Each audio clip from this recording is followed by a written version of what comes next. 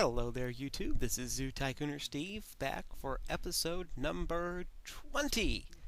I can't believe it. I actually made it to 20 episodes, which amazes me. The truth be told, while I do play Zoo Tycoon quite a bit, I very rarely finish a whole zoo. I tend to kind of get bored or I get upset that I made a mistake with the layout and go back to the beginning and start. But look at us. Look at this nice layout we've got here on our African safari, or I guess our general African area here. And I think a lot of the reason why I'm able to continue and not get bored with this one is because I am posting it on YouTube. So here we are. We've got our hyenas from last time, the lions from the time before. What are we going to do today, you might ask? Well, I was looking at our setup here, and I noticed that this area does not actually look right. Originally, I was planning if you walk down this pathway to line up directly with the doors of our African house, but obviously our African house has shifted a little bit as we changed the layout, so that's no longer appropriate. So what I'm doing is going to take this area here that I just circled. We're going to kind of rip out the pathway idea, and then instead we're going to put another exhibit in there.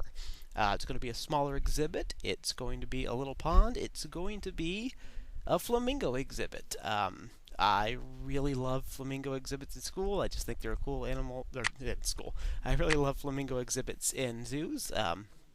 I just think they're really cool to look at. They're very bright. They stand out. Let's get rid of these paths here. And it's kind of a tranquil area. The flamingos tend not to be very loud if you've ever been around them or seen them in zoos.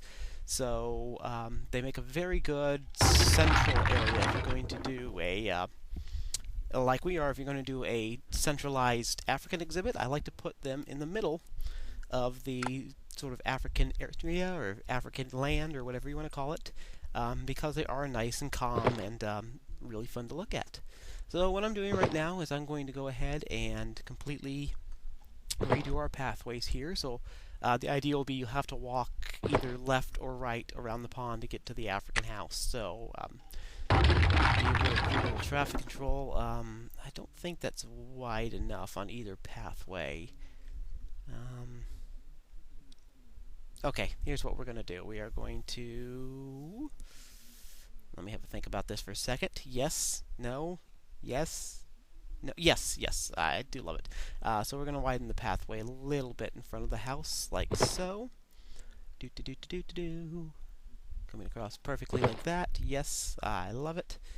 And do we want to do the same on the other side? Yes, I think... And then we'll cut on this side to keep it nice and symmetrical. I think that's going to be good. That's certainly enough space for a couple flamingos.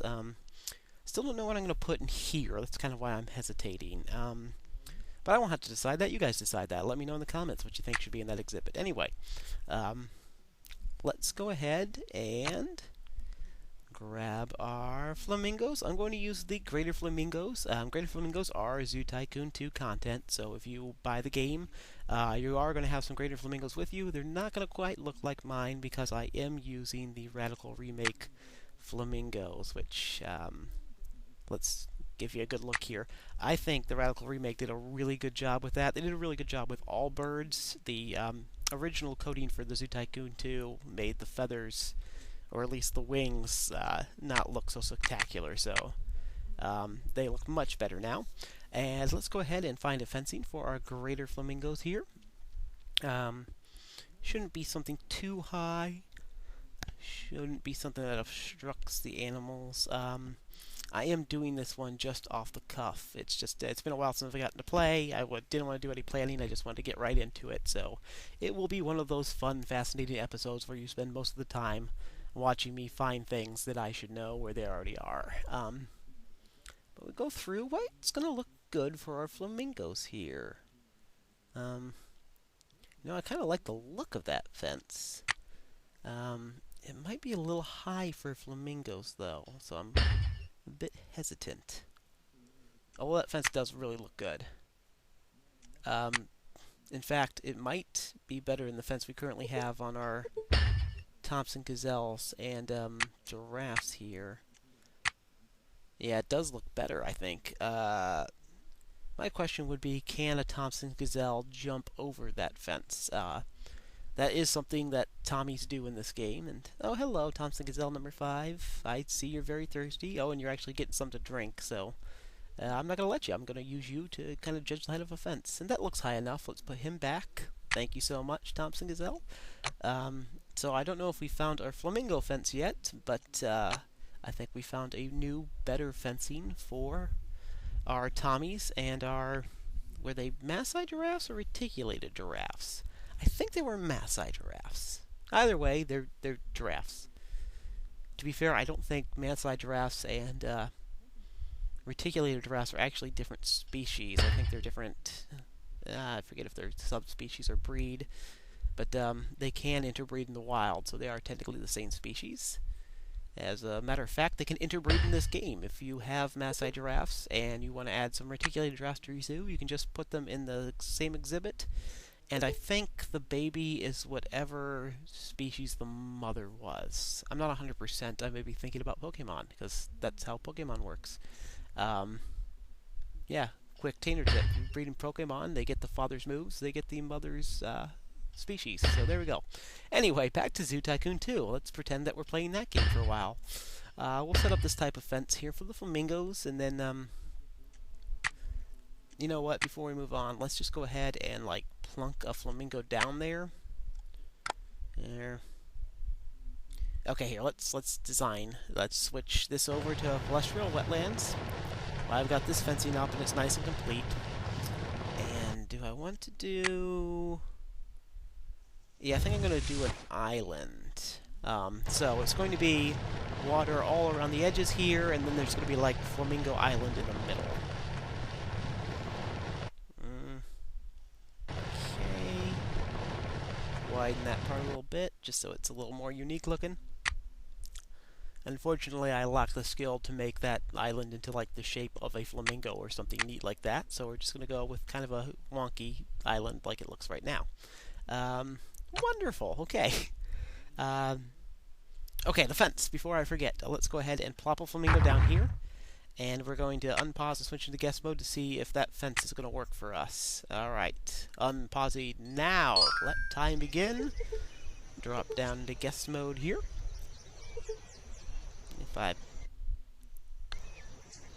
I'm sorry, I'm reading the signs up top. It looks like it's about time to start shipping away some skunks and raccoons, because they're running out of space. But, anyway, well, the bottom part of the fence looks like it's really good, but, the top part is very intrusive.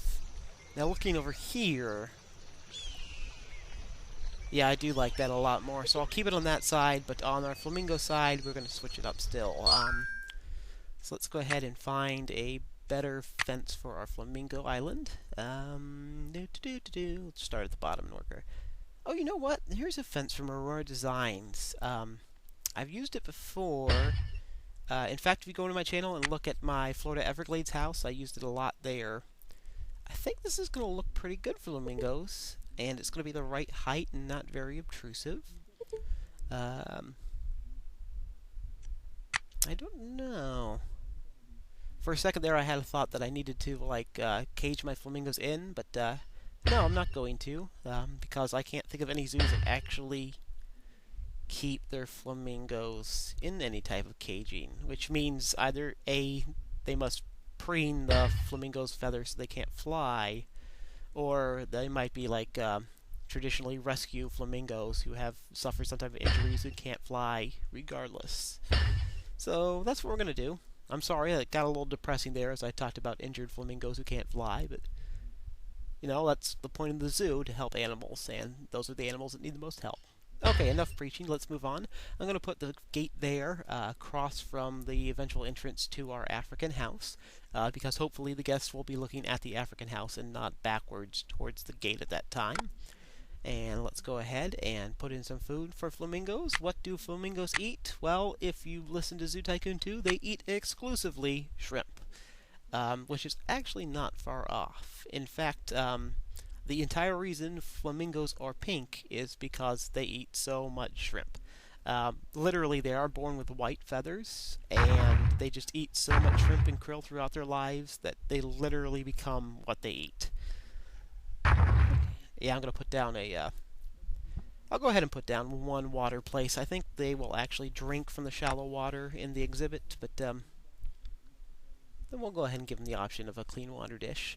And let's find some plant life to dress this place up. Of course, we'll end up using those water lilies there. And the papyrus is native to Africa. I'm not a huge fan of my papyrus plants, though. I think they look a little two-dimensional when you get down close to them. That's not terrible. It's actually better than I remember it looking, so maybe I'm... Well, let's see if there's anything else. What else we got here? Cattails, which are good in the water. They look kind of funny on land to me. They're very clearly meant to be popping out like that. Okay, wetland logs. We'll definitely put some logs down. This grass is from the wrong part of the world, although it does look pretty good. But no, I'd like to impose the rule of only putting plants that would be native to the animal's habitat on myself, just to make it a little bit tougher. Green pitcher plant, that's American. Yeah, that's from America. Bramble roots or breathing roots. I thought I used to have just like pond scum. Maybe that's something I haven't recovered from the crash. You know what? I'm going to go with the papyrus. It is better than I remember it looking. It's from the right place. And we're not going to use too much, just enough to kind of cover the plants, or kind of cover the food dishes. And put some lily pads down. Just scatter them about like so. Keeping in mind that this is an exhibit, we are trying to recreate a natural habitat, and so the plant life should not be like symmetrical or perfectly planted or anything like that, because that's not what would happen if you found flamingos in nature. They would have like scattered about plants. Scattered about fallen logs. What's maybe one over here, kind of floating. Speaking of, I think I'm going to go grab some bigger logs that aren't necessarily key to work with the flamingos. I'm pretty sure they're in our trees here, that we have some just sort of dead logs. We can... Yep, there they are. Go ahead and get a few of these poking out. Like so. Plop, plop. Just like that. And are there any good trees? A lot of my trees for the wetlands biome are going to be native to America. Because if you go and download the American Adventures pack, which I'm pretty sure I have a link to in the comment box below, it's a very good pack. I do recommend it, but it has a lot of wetland animals, so a lot of the trees and plants and stuff I have for wetlands are native to North America. Which means, because I've put this artificial rule on myself for no particular reason, but to make it harder for me to play this game, it's now artificially harder for me to play this game.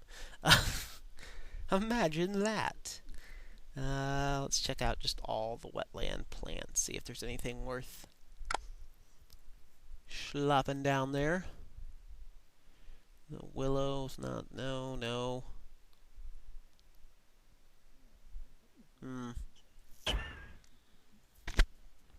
Okay. So maybe we can find something from the area that is not necessarily wetlands, but you could possibly see mixed in with the flamingos. I told you this would be another great episode of watching Zoo Tycooner Steve hunt for stuff he should have known about before. What about the, not the kapok tree, the killie tree here? I have no clue where the killie tree comes from. I do know it looks fantastic. So, okay, I'm just going to close my eyes and pretend that the killie tree almost certainly comes from the wetlands of Africa. It's one of those downloads that doesn't have like a Zoopedia or anything with it, so it looks great.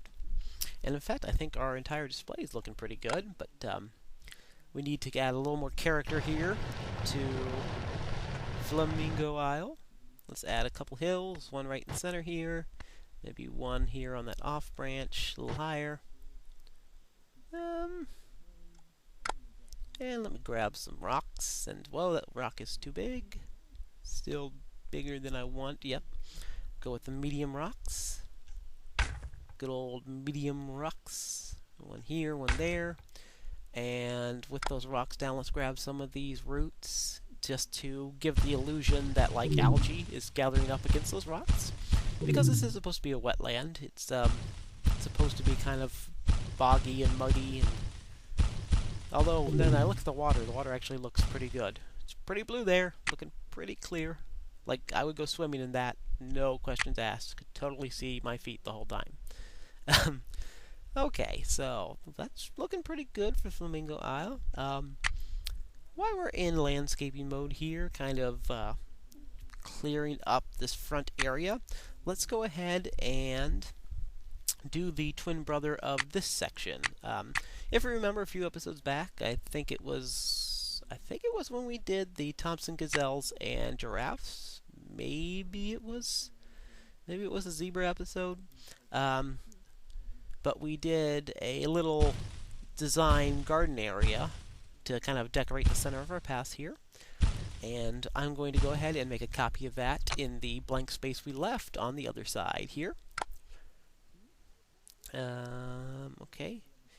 And I think the fence we used, I think it was the extreme extra low fence is what it's called.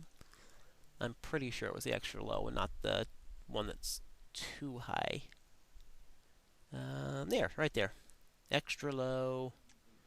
Let's make sure before I put it down that it's going to be extra low. So if it is, this should cost 0. It does cost 0 to replace it with itself. So let's go ahead and put that up around this section as well.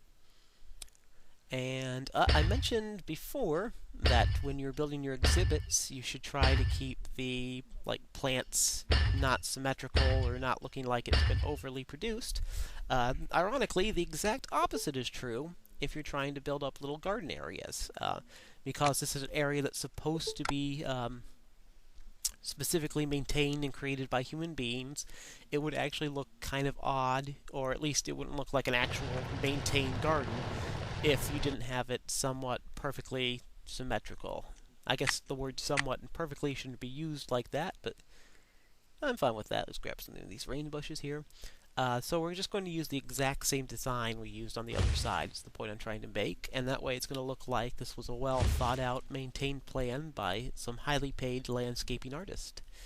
And my Akai trees, or however you pronounce that. One here, one there. And then I think I had one of those spirit rain trees in the middle. Yep, yes I did. Hello, Mr. Rain Tree. Which ironically is completely leafless. But there, we'll put that down there. And that will help maintain that kind of illusion. It's going to look pretty good. I'm just thinking here. I want to take a good overall look of our display. Yeah, that looks pretty good. The only thing I note is that the pathway on this section here, like the one that's right here in between the Flamingo Island and our garden area, is not as thin as this one here. Yeah, this is looking a little skinny, and I'm thinking maybe I want to adjust the Flamingo exhibit to make it a little smaller and widen that path.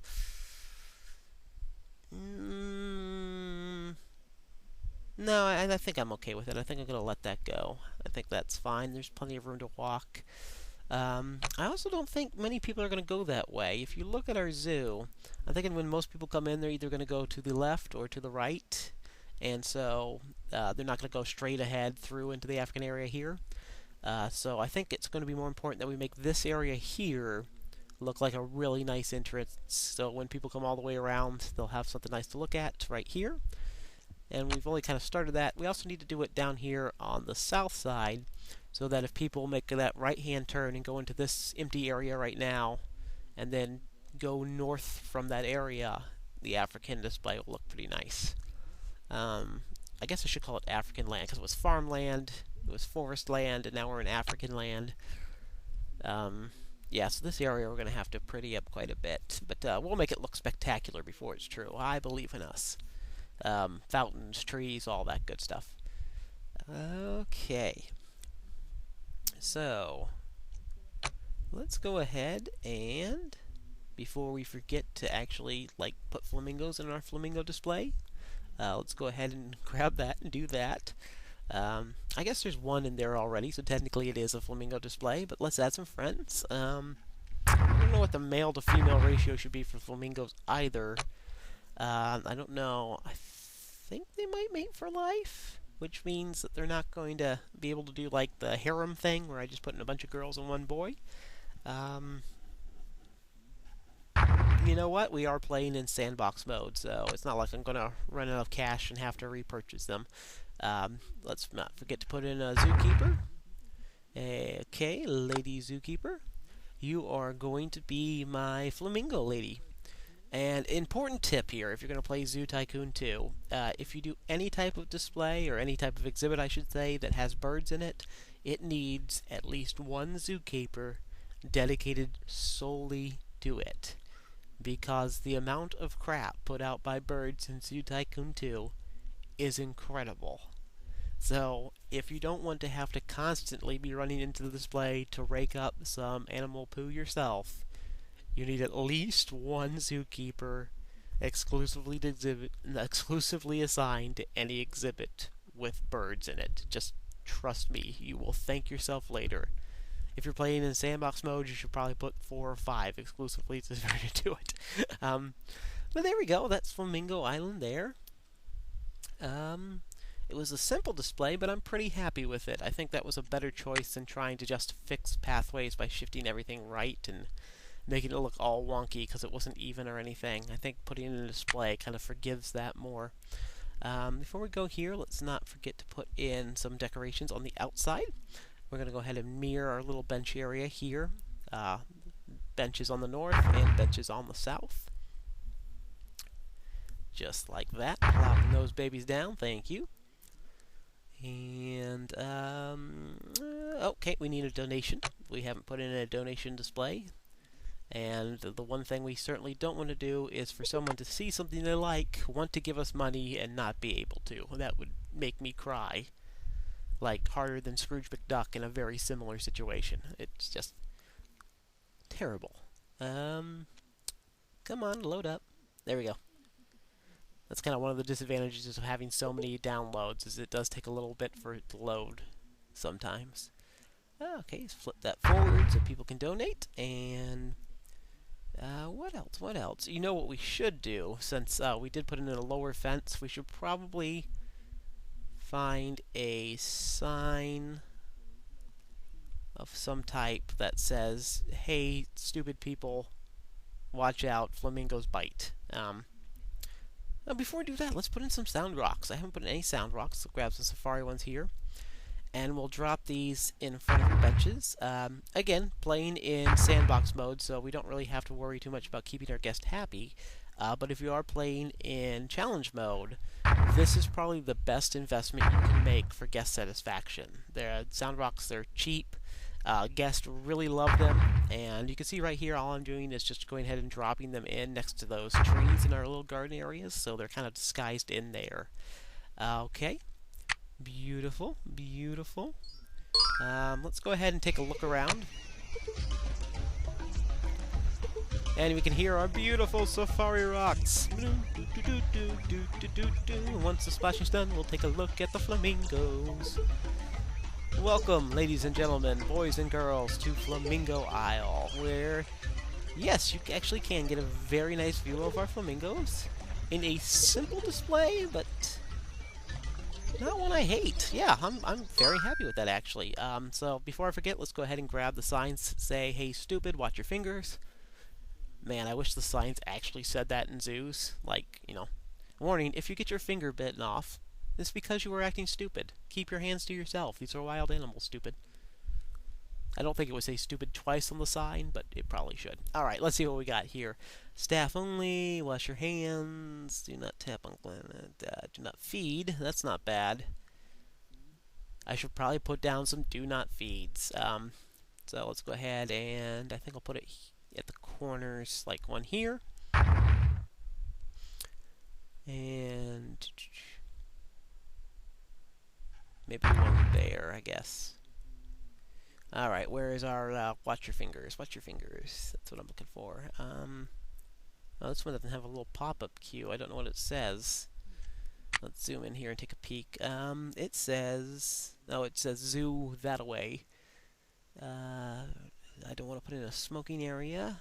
Young babies.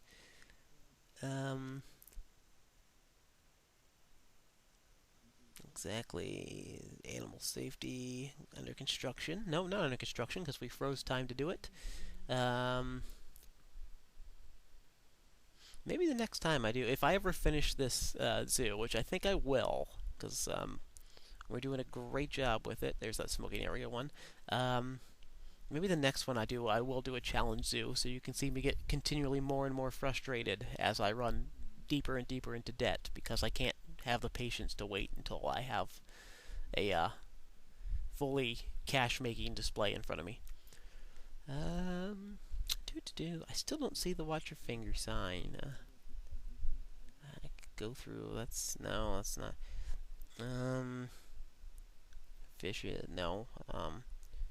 Caution. That's close. Now, okay. I'll make you a deal. I will go ahead and find it off camera, just in case I don't have it. I don't want to make you watch as I go through every single statue in my display. So we're going to just go ahead and I'll put them like one here and one here, catty corner from each other. I think that's a good compromise. That way you don't have to watch me hunt more than you have to. And so let's take a look out.